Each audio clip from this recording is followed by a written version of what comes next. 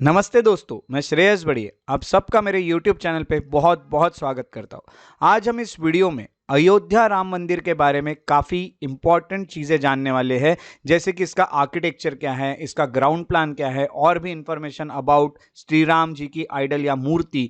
तो ये सब चीज़ें आपके एग्जाम में भी काम आएगी या फिर आप एग्जाम नहीं भी दे रहे तो भी आपको यहाँ से बहुत अच्छी इन्फॉर्मेशन मिलने वाली है। तो चलिए आज के वीडियो की शुरुआत करें।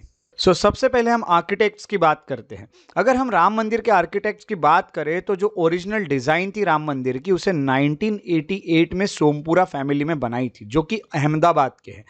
आप यहाँ पे उनकी पिक्चर्स भी देख सकते हैं, यहाँ पे उनकी फ़ोटोज़ भी देख सकते हैं, यहाँ पे आप उनके फैमिली की भी फ़ोटोज़ देख सकते हैं। सोमपुरा फैमिली जो थी उन्होंने लगभग पूरे वर्ल्ड में 100 टेम्पल से भी ज़्यादा टेम्पल्स की डिज़ाइंस बनाई हैं, जिसमें सोमनाथ टेम्पल की भी डिज़ाइन इन्होंने ही बनाई थी। तो चीफ आर्किटेक्चर जो है वो है चंद्रकांत सोमपुरा। उसी के साथ साथ उनको असिस्ट किया था उनके दो बेटों ने, जिनका नाम है निखिल सोमपुरा और आशीष सोमपुरा, जो दोनों भी आर्किटेक्ट्स हैं। यहाँ पे आप इन सब की फोटोज देख सकते हैं। तो ये है इसके मेन आर्किटेक्ट्स। अब हम जानते हैं टेम्पल का आर्किटेक्चर किस तरह से है।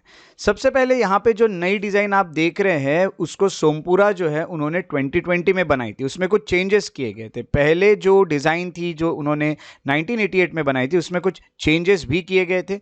आपको ये बता दूं कि जो टेम्पल्स है वो 76 मीटर वाइड रहने वाला है, यानी 250 फीट का वो टेम्पल रहने वाला है। यानी टेम्पल की जो विड्थ हम पकड़ के चले तो ये 76 मीटर्स है। उसके अलावा इसकी जो लेंथ है, जो लॉन्ग है, वो कितना लॉन्ग है तो 120 मीटर्स या 380 फीट वो लॉन्ग है।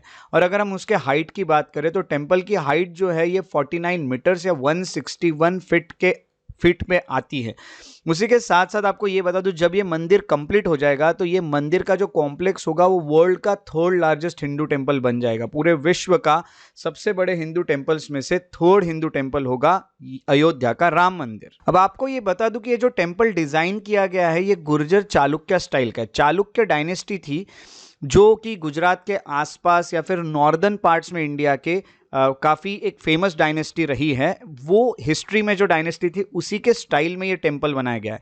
और वो जो चालुक्य स्टाइल थी उसको नागर स्टाइल भी कहा जाता है। नागर स्टाइल एक हिंदू टेम्पल आर्किटेक्चर के टाइप है, अलग अलग टाइप है। जैसे साउथ में आप जाओगे तो आपको द्रविडियन स्टाइल मिलती है, तो वैसे ही नॉर्थ में आप जाते हो तो आपको नागर स्टाइल मिलती है। तो नागर स्टाइल जो है वो आपको नॉर्दर्न इंडिया में देखने मिलती है और उसी स्टाइल में ये अयोध्या का जो राम मंदिर है ये बनाया जा रहा है। उसी के अलावा आपको ये बता दूं कि जो मॉडल था इसका, जो भी मॉडल आपको दिखाया जाता है, मॉडल कब शोकेस किया था तो ये मॉडल सबसे पहले शोकेस किया था प्रयाग कुंभ मेला के वक्त। 2019 में ये मॉडल को शोकेस किया गया था और तब से लोगों को पता चला कि अयोध्या राम मंदिर किस तरह से दिखेगा।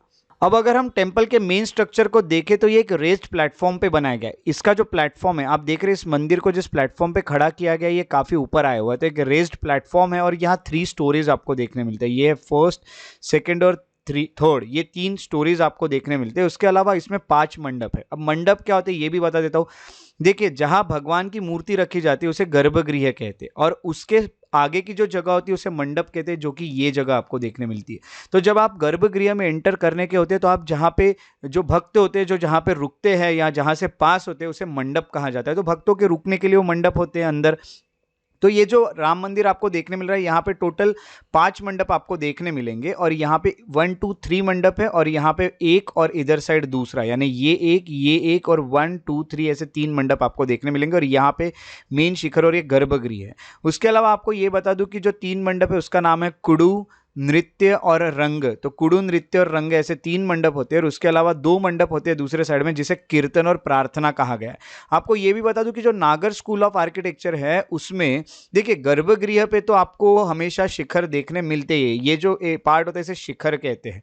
गर्भगृह यानी जहाँ भगवान की मूर्ति रखी है तो गर्भगृह के ऊपर शिखर होती है। बट नागर स्कूल में अगर देखोगे या नागर स्टाइल में आप देखोगे तो ये जितने भी आपको देख रहे हैं ये पूरे शिखर है। तो मंडप के ऊपर भी शिखर होते हैं, ये याद रखना है आपको। तो ये आपको वहां भी शिखर देखने मिलेंगे। तो जो बिल्डिंग होने वाली है वहां पे टोटल 366 कॉलम्स रहेंगे और यहाँ पे कॉलम्स में आपको बता दूं जितने भी आपको कॉलम देखने मिलेंगे मंदिर में, उन पूरे कॉलम में 16 मूर्तियां रखी जाएगी, 16 आइडल्स रखी जाएगी, जिसमें आपको शिवा की मूर्तियां देखने मिलेगी, 10 10 अवतार की मूर्तियां देखने मिलेगी, यानी विष्णु जी के 10 अवतारों की मूर्तियां देखने मिलेगी। 64 योगिनीज की मूर्तियां देखने मिलेगी।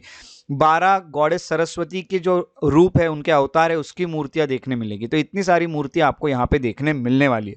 उसके अलावा जो विड्थ रहने वाली है स्टेयर्स की, वो 16 फीट या फिर हम कहेंगे 4.9 मीटर की विड्थ रहेगी, जो भी यहाँ की सीढ़ियाँ रहेगी, जो भी स्टेयर्स रहेगी उसकी।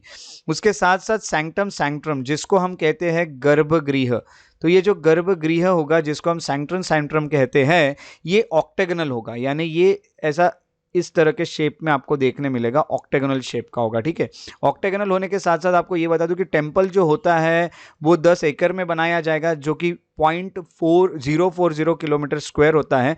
और 57 एकड़ में जो लैंड होती है, वहाँ पे कॉम्प्लेक्स बनाया जाएगा पूरे मंदिर का। ये जो आपको पूरे मंदिर का कॉम्प्लेक्स देखने मिल रहा है, ये पूरे कॉम्प्लेक्स 57 एकर्स में होगा, और जो मंदिर होगा वो 10 एकड़ में बनाया जाएगा। उसके अलावा यहाँ पे क्या क्या होगा पूरे कॉम्प्लेक्स में, यहाँ पे प्रेयर हॉल होने वाला है, एक लेक्चर हॉल भी होगा। उसके अलावा इसी मंदिर में एजुकेशनल फैसिलिटीज़ भी प्रोवाइड की जाएगी, बाकी फैसिलिटीज़ भी होगी, जैसे कि म्यूजियम होगा, कैफेटेरिया होगा जहाँ आप खाना खा सकोगे, यहाँ फिर जहाँ पे आप कुछ ब्रेकफास्ट कर सकोगे। ये सब चीज़ें भी इसी कॉम्प्लेक्स के अंदर आपको देखने मिल रही है। तो इन पिक्चर्स में आप कॉम्प्लेक्स देख सकते हो।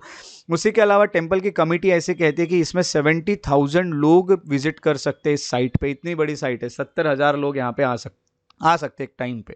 तो काफ़ी बड़ा एक स्ट्रक्चर आपको देखने मिलता है। तो एक बहुत ही बड़ा ह्यूज या फिर बहुत ग्रेट आपको आर्किटेक्चर जो है वो यहाँ पे मंदिर का देखने मिल रहा है, जो कि अयोध्या का राम मंदिर होगा, जो कि 3rd लार्जेस्ट टेंपल बन जाएगा पूरे वर्ल्ड का, हिंदू टेंपल। अब हम देखते हैं कि ये मंदिर बनाने में कौन सा मटेरियल यूज किया गया है। तो सबसे पहले ये जो कंस्ट्रक्शन होगा उसमें हम कहेंगे कि 6 लाख क्यूबिक फीट, यानी लगभग 17,000 स्क्वायर क्यूबिक मीटर हम कहेंगे सैंडस्टोन यूज किया है, जो कि बांसी राजस्थान से लाया गया है। तो ये आपको यहाँ पे जो पिक्चर में दिख रहा है, ये है सैंडस्टोन जो यहाँ यूज किया जा रहा है। और सबसे मेन बात है कि यहाँ कहीं भी आयरन का यूज नहीं किया जाएगा पूरे मंदिर में। तो हम कहेंगे हर जगह स्टोन का ही यूज किया जाएगा, और इसमें लगभग 10,000 कॉपर की प्लेट्स भी लगाई जाएगी। तो हम कहेंगे उसके सपोर्ट पे ये मंदिर रहेगा। यानी जैसे पहले के टाइम पे मंदिर बनते थे, जब आयरन नहीं था तो लोहा नहीं था, तो लोहा नहीं था, वो फील एक आने के लिए या फिर उसी तरह का स्ट्रक्चर बनाने के लिए यहाँ भी आयरन यूज नहीं किया जाएगा। कल्चरली एक सिग्निफिकेंट मूव है। थाईलैंड जो होता है वो भी कॉन्ट्रीब्यूट कर रहा है इनॉग्रेशन, राम मंदिर के इनॉग्रेशन में। उन्होंने कुछ सॉइल भेजी है, कुछ मिट्टी भेजी है राम जन्मभूमि के लिए। उन्होंने इसके पहले भी वो पानी भेजा था मंदिर के लिए, और वो भेजा था 2 नदियां जो है थाईलैंड की, जो पवित्र नदियां मानी जाती है थाईलैंड की, वहां से। तो टेंपल के ऑनर में ये चीजें भी भेजी गई थी। तो इस तरह से यहाँ पे हम कहेंगे कॉपर और सैंडस्टोन का यूज किया जाएगा मंदिर बनाने में। तो चलिए अब डाइटीज की बात करते हैं, भगवान की या मूर्तियों की बात करते हैं। सबसे पहले हम आते हैं तो इसके जो चीफ डाइटी रहने वाले, सबसे मेन जो भगवान रहने वाले टेंपल के, वो है राम लल्ला विराजमान, जो कि बचपन के राम है। ये एक अवतार थे विष्णु जी के, जैसे हम जानते हैं राम विष्णु जी के अवतार थे, और मेन डाइटी यही रहेंगे। उसके अलावा 2 आइडल्स रहेगी राम लल्ला की, एक रहेगी जो कि 5 साल के, ये भी सैंक्ट्रम में रखी जाएगी, ऐसा भी कहा जा रहा है। बट मेन मूर्ति जो आप देख रहे हैं, जिसको अभी न्यूज़ पे दिखाया गया यहाँ पे, या फिर आपने अभी उनके फोटो जो पब्लिश हुए वो आपने जो देखे इंटरनेट पे, ये वो मूर्ति है जो कि राम लल्ला विराजमान की मूर्ति है। 29 दिसंबर 2023 में इसको सिलेक्ट किया गया था। तो इसके सिलेक्शन की जो प्रोसेस थी कि राम लला जो है उनकी कौन सी मूर्ति रहेगी, इसके लिए वोटिंग प्रोसेस के थ्रू इसे किया गया था। तो राम अयोध्या टेंपल के लिए जो मूर्ति रहेगी, वोटिंग प्रोसेस हुई, और वोटिंग में ये मूर्ति जो आप देख रहे हैं ये यहाँ पे चूज की गई है। उसके अलावा मंदिर का जो ट्रस्ट है, उन्होंने बताया है कि यहाँ पे जो मेन टेम्पल है, उसके अलावा और भी टेम्पल्स होंगे, जिसमें सूर्य देव या फिर गणेश भगवान या शिवा या फिर दुर्गा देवी या विष्णु जी या ब्रह्मा जी, इनके भी टेंपल्स आपको देखने मिलेंगे। तो यहाँ पे आपको बाकी भी टेंपल्स देखने मिल रहे हैं इस ब्लूप्रिंट में। तो यहाँ और भी टेंपल्स आपको देखने मिलेंगे। तो इसके बीच में ये एक टेंपल होगा जो कि मेन टेंपल यहाँ पे रहेगा। चलिए अब बात करते हैं आर्टिस्ट की। अगर आर्टिस्ट की बात करें तो राम लला का जो ड्रेस बनाया गया है, जो ड्रेस स्टिच किया गया है, वो स्टिच करने वाले टेलर्स का नाम है भगवत प्रसाद और शंकर लाल। इस पिक्चर में आप इन दोनों को देख सकते हैं। ये 4 जनरेशन से ये काम कर रहे हैं। उसके अलावा यहाँ पे आप इस पिक्चर में जिन्हें देख रहे हैं, इनका नाम है अरुण योगीराज। ये कर्नाटक के एक स्कल्प्टर है, या फिर हम कहेंगे कि कर्नाटक के एक मूर्तिकार है, जिन्होंने राम जी जो है राम लला का आइडल बनाया हुआ है। काफ़ी पॉपुलर मूर्तिकार है ये, जिनका नाम है अरुण योगीराज। अब बात करते हैं कॉन्ट्रैक्टर की। तो ये कॉन्ट्रैक्ट किसने लिया है राम मंदिर बनाने का, या किसे मिला है? तो कॉन्ट्रैक्टर की बात करें तो कॉन्ट्रैक्टर है लार्सन एंड ट्यूब्रो करके जो कंपनी है, उन्हें मिला है कि वो टेम्पल बनाए। तो हम ये कहते हैं कि offer to oversee the design and construction of the temple free of cost, ऐसा कहा जा रहा है। वो फ्री ऑफ कॉस्ट देख रहे हैं और ये ही प्रोजेक्ट के कॉन्ट्रैक्टर है। तो ये जो लार्सन एंड ट्यूब्रो है, इसको जो असिस्ट कर रहे हैं वो सेंट्रल बिल्डिंग रिसर्च इंस्टीट्यूट, उसके अलावा नेशनल जियो physical research institute, Bombay, Guwahati और मद्रास के आईआईटीज, ये सब भी इनको कहीं ना कहीं असिस्ट कर रहे हैं। और काफ़ी सारे एरिया में असिस्ट किया जा रहा है, जैसे सॉइल टेस्टिंग पे हो गया, सॉइल कैसी है, या फिर कंक्रीट बराबर है कि नहीं, डिज़ाइन में असिस्ट करना, डिज़ाइन बनाते हैं। तो ये सब चीज़ों में इतने सारे लोग मिलके काम कर रहे हैं, इतने सारी कंपनीज या इतने सारे इंस्टीट्यूशंस मिलके राम मंदिर के लिए काम कर रहे हैं। इस तरह से राम मंदिर जो है उसकी हमें हर चीज़ पता चलती है कि वो किस तरह से रहने वाला है। अगर आपको मेरे वीडियोस पसंद आते तो उन्हें लाइक ज़रूर करें, शेयर करें और यूट्यूब चैनल को सब्सक्राइब करके बेल आइकॉन को ज़रूर प्रेस करें, ताकि आने वाले वीडियोज़ के नोटिफिकेशन आपको मिलते रहें और इंपॉर्टेंट वीडियोज़ आपके हाथ से मिस ना हो। अगर आप और भी अपडेट्स चाहते हैं तो आप मेरे फेसबुक पेजेस को भी फॉलो और लाइक कर सकते हैं। श्रेयस बड़िए इंटरप्रिटेशन, ये मेरे फेसबुक के पेजेस है।